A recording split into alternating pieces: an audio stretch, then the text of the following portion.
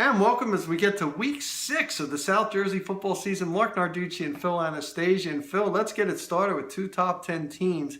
Camden Catholic 4-0 at Shawnee 3-1. Huge game here, Mark. You know, Shawnee coming off 3 wins in a row. Terrific performance last week against Kingsway. Senior quarterback Colin Wetterow was pretty much perfect passing-wise. 13 for 15, 261, and 4.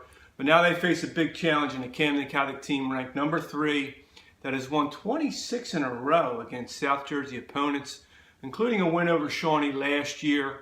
The Irish have averaged 36 points in this run, which has been pretty remarkable. Marcus Hillman, senior all-purpose guy, and Rob McCoy, junior quarterback. I was talking to Tim Gashu, the Shawnee coach, about this. He drove them crazy last year. They're really concerned about him. So this has got a chance to be a great matchup. Obviously not a division game, but a lot of power points on the line for both teams. This is a big one. Hillman's already rushed for over 800 yards, so as Phil said, he'll be a guy to watch. Now, a game that has a lot of plot lines, Phil, Holy Spirit going up against St. Augustine. This is really kind of rife with intrigue, this one. You know, senior quarterback Josh Samad from Holy Spirit spent his first 3 years at St. Augustine, and Holy Spirit offensive coordinator Charlie Roman spent the last 5 years as an assistant coach for the Hermits. So it's kind of return to Richmond for both of those guys. You know, and both teams playing at a high level, both kind of scrambling to get good seeds in their respective non-public tournaments. So this is a big game layered with intrigue, but just on its surface, I think these are two of the better teams in South Jersey. Holy Spirit, very explosive offensively. St. Augustine Prep has played very well, had to slip early, you know, against Malvern Prep, but since then played very well. 2-point loss to Millville, and have kind of taken care of business other than that. So this is a huge game, and again, you got that layer of intrigue with a kid coming back, playing against his old teammate. Should be a real good one, Mark. How about a game with serious Group 2 implications? Collingswood at 2-2 and has played some close games against the 3-2 St. Vincent squad. Collingswood coming off 2 consecutive overtime games that couldn't be more different.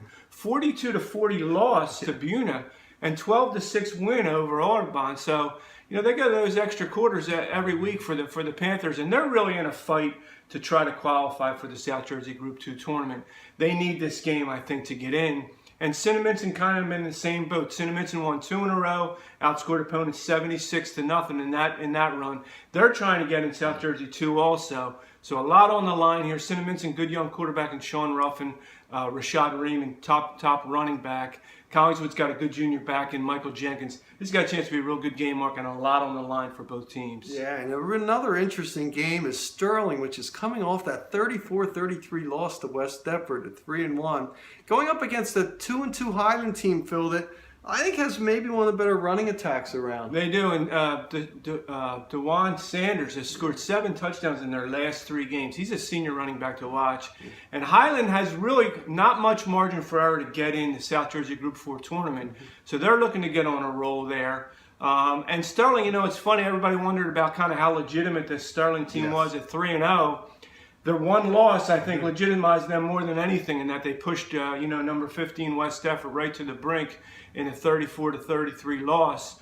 So the important thing for the Silver Knights, I think, is to avoid a letdown after that kind of a loss and to prove again against a top 25 team that they belong. So a lot on the line for both teams. I think it's got a chance to be a real good one, Mark. Yeah, still a lot of great games this week. We have more to preview in part 2. For Phil Anastasia, Marc Narducci for Philly.com.